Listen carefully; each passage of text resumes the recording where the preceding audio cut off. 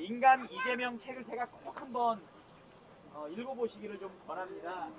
거기 보게 되면 어린 시절부터 정치를 하게 된 계기까지의 내용들이 쭉 나오고요. 저는 이제 그걸 보면서 어떤 생각이 들었냐면, 잘 아시다시피 안동 계안에서 아주 타전민의 아들로 어렵게 성장을 했죠. 그리고 아버지를 따라서 성남에 와서 소년공예 생활을 하지 않습니까? 그러면서 이재명의 삶은 가난하고 어렵고 힘들었지만 거기서 몸으로 경험했던 사회의 부조리라든가 불공평이라든가 하는 이런 부분들을 해결해 나가기 위해서 작은 인간적인 희망으로 공부를 시작을 했어요. 그런데도 불구하고 이재명 후보는 자기의 삶을 개선시키는 것으로만 끝나지 않고 본인이 겪었던 불공정, 그다음에 부조리, 부당함, 이거를 단순하게 해소하는 데서 멈추지 않고 그러한 사람들과 함께하는 삶을 살았다는 것이죠.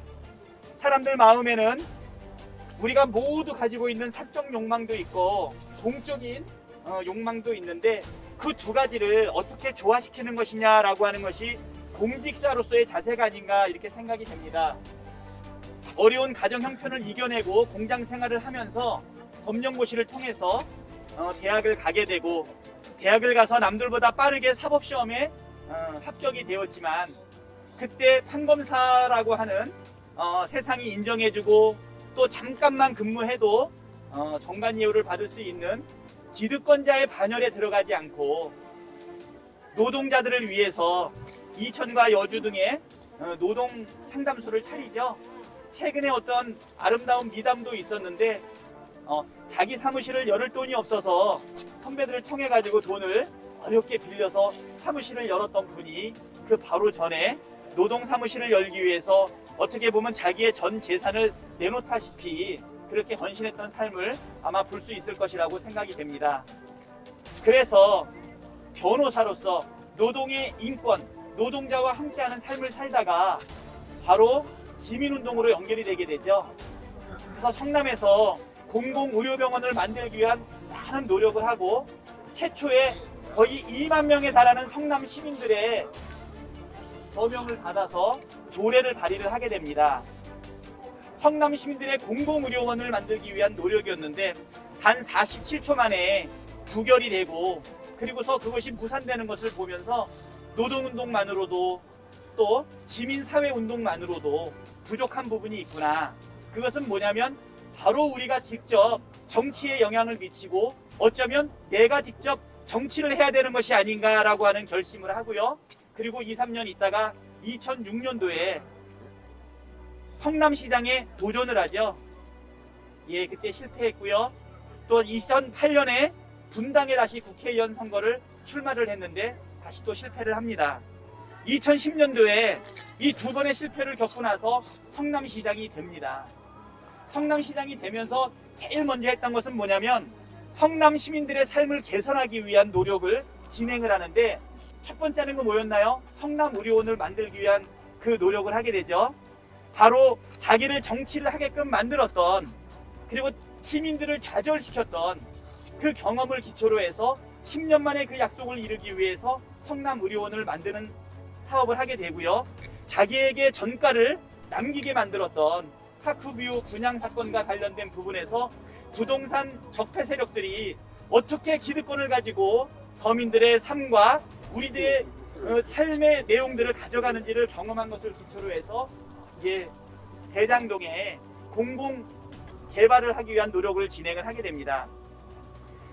정말 이 모든 어려움을 이겨내기 위해서 생활을 했는데 제가 그 모습을 보았을 때 이런 생각이 들어요. 우리 사람 마음마다 부족한 부분, 결핍된 부분이 있는데 그거를 해소하고 자기의 삶을 개선하기 위한 노력은 우리들 마음의 기본적인 마음인데 그것을 개인적인 차원으로 놔두지 않고 그것을 바로 공적인 영역으로 만들 수 있는 사람 많을까? 그리고 많은 사람들이 서민을 위해서 정책을 내세운다고 이야기를 하지만 그 삶을 직접 살아보고 노동자의 삶을 시민운동을 하면서 겪었던 그 좌절 이런 것들이 온전히 공적으로 승화되어서 오늘의 이재명을 만든 것이 아닌가 이런 생각이 됩니다. 이재명 그러면 한 분이다 이런 생각이 들지요. 네. 결코 좌절하지 않고 결코 타협하지 않고 그리고 청렴 그리고 신뢰 그리고 성과 그리고 실천 이런 것을 기반으로 해서 지금 대선 후보가 당당하게 되지 않았나 생각이 됩니다. 전국에 한 230개가 되는 기초자치단체가 있는데요. 그 중에 하나인 성남시장 아니었습니까? 작은 권한을 가지고 성남을 시장을 2번을 하면서 남들도 이뤄내지 못했던 그 부분을 하지 않습니까? 문제를 해결하는 능력 한번 볼까요? 7천억이 넘는 성남시의 부채를 떠안은 상태에서 성남시장이 됩니다. 이 문제를 해결하기 위해서 정말 획기적인 방안을 모색을 하는데 모라토리엄 선언이라는 것을 하게 되죠. 그것은 뭐냐면 채무의 지불을 유예하겠다라고 하는 선언적 그 발표를 통해서 긴축 예산을 이끌어내고 그리고 딱 3년 6개월 만에 5천억을 갚아냅니다. 그리고 작은 기초자치단체지만 우리 판교를 통해 가지고 사실 영남권 전체의 수출액보다도 많은 매출들을 지금 이뤄내고 있지 않습니까? 본인이 가지고 있었던 어려움을 공적인 영역으로 승하하고 성남시가 가지고 있었던 7천억이 넘는 모라토리엄을 선언하고 파산할지 모른다는 그 재정 위기도 짧은 시간 내에 극복했던 것이죠. 지금 많은 사람들이 화천대유와 관련된 그 여러 가지 부정과 비리 때문에 염려하는 부분이 있으신데요. 여러분 전혀 염려하실 필요가 없으십니다. 2010년도에 공공개발을 무산시킨 국힘 세력들에 맞서서 이것을 반드시 공공개발을 하겠다라는 의지를 가지고 4년 동안 집중적으로 노력을 합니다. 하지만 지방채도 발행할 수 없었고 그거를 수행할 수 있는 자금도 전혀 조달하지 못하는 사이에 사실은 성남도시개발공사를 다시 설립하게 되고 그 과정을 통해 가지고서 공공개발을 진행을 하게 됩니다. 그동안 공공개발 이익을 환수하기 위한 도시개발법에 의한 그 개발이익 환수된 금액이 지난 20년 동안 1,700억에 불과하는데요. 작은 기초단체인 성남시에서 대장동 개발과 관련해서 공공이익을 환수한 금액이 5,500억에 이르게 됩니다. 많은 분들이 초과 이익을 환수를 못했다라고 얘기하는데요. 회계사인 제가 분석을 해보니까 절대 그렇지 않습니다. 어떤 분들은 대장동 사업이 처음부터 손해보는 거 아니냐 얘기하는데 그렇지 않고요. 대장동 사업은 3개의 콘소시엄이 사업 제안을 해서 그 중에 하나 콘소시엄이 우선협상 대상자로 체결이 되는데요. 그때 예상 이익이 6,200억입니다. 1조 5천억을 넣어서 도시개발을 하게 되면 6,200억의 이익이 나오는데 그 중에 성남시가 4,400억을 공익으로 환수하는 협약을 맺게 됩니다. 약 70%에 해당이 되죠. 그렇게 공공이익을 환수한 예가 없어요. 그런데 한 2년쯤 지나서 PF가 일어나고 자금이 조달되고 나니까 1,100억의 공익을 더 환수하게 됩니다. 공공이익 환수 비율이 무려 얼마가 되냐면 75%에 육박을 합니다. 그리고 나서 부동산 시장이 호황이 되면서 부동산 가격이 움직이기 시작했을 때 2015년도부터 2021년까지 6년이 경과했을 때 민간의 이익은 1,800억으로 예상을 했다가 2,200억의 추가 이익이 발생을 해서 4천억 정도의 이익이 발생을 하게 되죠. 그렇지만 누적으로 보게 되면 공공이익은 5,500억이고 민간이익은 4천억. 그래서 7대3으로 예상을 했던 공공이익 환수가 6대4로 조금 줄어들었을 뿐이지 이재명 후보가 시장 시절에 이루어냈던 공공이익의 환수는 누구도 해내지 못했다는 그런 부분입니다. 이 대장동 개발 사업을 통해서 어떤 일을 만들었냐면요. 신도심 대장동에서 만들어진 이익을 10km가 떨어져 있는 원도심에 신흥동에 공원을 만들어주는 사업을 하게 되는데 약 3천억 원의 예산이 들어가게 되거든요. 성남시의 작은 예산 가지고는 도저히 할 수 없는 일이에요. 한 도시 내의 원도심과 신도심의 균형 발전을 이뤄낼 수 있는 이런 획기적인 생각, 그리고 고정이익을 먼저 우선적으로 환수할 수 있는 이런 정말 창의적인 아이디어, 이거 아무나 할 수 없다는 생각이 들고요. 오랫동안 부동산에 대해서 그리고 회계사로서 삶을 살아왔던 저도 깜짝 놀랄 만한 학습력과 추진력이 있었던 것이 아닌가 생각이 됩니다. 오늘 여기 상주에 계신 분들, 그 다음에 우리 경북에 계신 분들, 지금 지방 소멸 얘기 많이 하고 있지 않습니까? 예, 자꾸 노령 인구들은 높아지고 있고 아이들은 적게 낳고 있고 그 다음에 수도권으로 편중되고 있고, 그러면 이 도시의 지방 소멸을 어떻게 막아낼 것인가, 이런 거를 고려했을 때 우리 성남시의 작은 사례였지만 신흥동이라는 곳을 균형 발전을 이뤄내는 이런 모습을 본다 그러면, 이재명에게 작은 권한을 맡겼을 때 그 작은 권한을 잘 활용을 해서 문제를 해결했던 것 보신 것처럼, 경기도지사를 맡겼더니 경기도가 17개 광역단체 중에서 주민의 만족도가 가장 높고 가장 높은 실적을 이뤄내지 않았습니까? 네. 공약은 어떻습니까? 95% 이상 되지 않습니까? 자, 그렇다면 아무리 경기도가 크고 많은 인구를 가졌다 하더라도 대통령에게 주어져 있는 권한, 대한민국의 지도자에게 주어져 있는 권한에 비하면 어떻습니까? 약소하죠.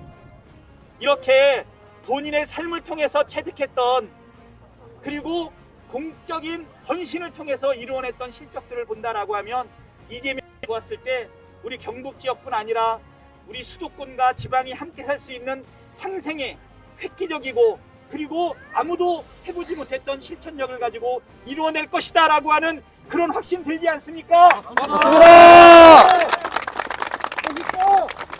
저는 7월 1일부터 이재명 후보의 대변인으로서 옆에서 같이 동행하면서 그분의 말씀을 들어보고 생각을 나누어 봤는데요. 이재명 우리 후보님 굉장히 스마트하시죠? 네. 말씀 잘하시죠? 네. 그리고 실천력 대단하시죠? 네. 그리고 털어서 먼지 한 톨 안 나오죠? 네. 그런데 우리 후보님 내가 옆에서 지켜보니까 그거보다 더 멋진 부분이 있어요. 후보님은 서민 그 자체시고요. 여러분들과 여러분과 동일한 경험을 하고 있는, 그래서 그것을 정책으로 만들어낼 수 있는 정말 훌륭한 우리의 지도자이면서 그리고 우리의 머슴이라는 것입니다. 저는 후보님과 함께 처음 했던 식사에서 깜짝 놀랄 일이 있었어요. 같이 식사를 하고 있는데요. 후보님이 갑자기 벌떡 일어나시더니 부엌 쪽으로 가시는 거예요. 뭐 때문에 일어나시나 했더니 후보님이 서 있는 머리맡에 이렇게 써 있더라고요. 반찬 추가는 셀프 이렇게 써 있더라고요. 후보님이 그 옆에 김남국 수행실장이나 대변인인 박찬대가 있는데도 불구하고 식당에 가셔서 아무 얘기하지 않고 스스로 반찬을 담는 모습을 보면서 나는 그 소탈한 우리 후보님 모습에 사실 조금 감동이 되었습니다. 첫 번째, 반찬은 셀프, 이 원칙을 지키는 지도자 아닙니까? 맞습니다. 그리고 솔선수범하는 지도자 아닙니까? 맞습니다. 그리고 소박한 지도자 아닙니까? 맞습니다. 우리 이재명 후보는 우리 주변에 늘 볼 수 있는 우리의 모습을 가지고 있는 보통 사람이며, 우리가 늘 겪을 수 있는 어려움들, 한계들, 눈물들, 이런 거 우리랑 똑같이 경험했지만 그거를 이겨내고 그거를 자기의 삶으로만 국한시키지 않고 우리 함께하는 우리 국민들과 함께, 그리고 우리 시민들과 함께, 도민들과 함께, 대한민국과 함께 이것을 해결해 나갈 창의적이고 능력있고 실천력 있는 후보라는 거에 대해서 다 동의하시죠? 네. 지금 우리 대한민국 70년 동안 거침없이 성장해 왔고, 이렇게 성장하는 데는 일본의 압제를 이겨내고 동포 간의 전쟁을 또 이겨내고 가난을 이겨내고 민주화를 이뤄냈지만, 이제 이렇게 거침없던 성장 이 70년, 그렇지만 우리나라에 이제는 큰 전환이 필요합니다. 코로나 팬데믹으로 인한 이 위험도 있지만 기후위기에 대한 위험도 있죠. 디지털 전환에 대한 위험도 있죠. 그리고 4차 산업혁명으로 인해서 우리 먹고 사는 일자리 문제, 노동의 문제, 이런 거에 큰 변화가 발생하게 됩니다. 교육도 아이들을 경쟁으로 내몰아서 경쟁을 통해서 아이들을 키워왔는데, 이제는 이렇게 하게 된다면 대한민국 공동체가 어디로 갈지 고민들이 많지 않습니까? 이제 우리 후손들한테는, 우리 아이들한테는 우리보다 더 미래를 바라보게 만들어줘야 되는데, 이 대전환, 이거 누가 해낼 수 있겠냐? 누가 있습니까? 이재명! 해낼 수 있는 사람 이재명밖에 없겠죠? 맞습니다. 개인적인 사욕 뛰어넘어서 함께 더불어 잘 살 수 있는 대한민국을 만들고 대전환의 위기를 극복하고 이 위기를 기회로 만들어서 정말 아름다운 우리 함께 다 잘 살 수 있는 대한민국 만들 수 있는 지도자 누구입니까? 이재명! 이재명! 이재명! 여러분, 많은 분들이 불안해하고 있습니다. 상대당의 후보가 혹시라도 자진 사퇴? 여러분, 이재명 후보 신뢰하시고 믿어주시고 사랑해주시고 손잡아주시고 우리 함께할 때 반드시 승리해서 우리 대한민국 위기를 극복하고 새롭게 발전하며 함께 공정한 삶을 살아갈 수 있을 것을 저는 믿는데 여러분들은 어떻습니까? 됩니다! 굴지 같아. 감사합니다.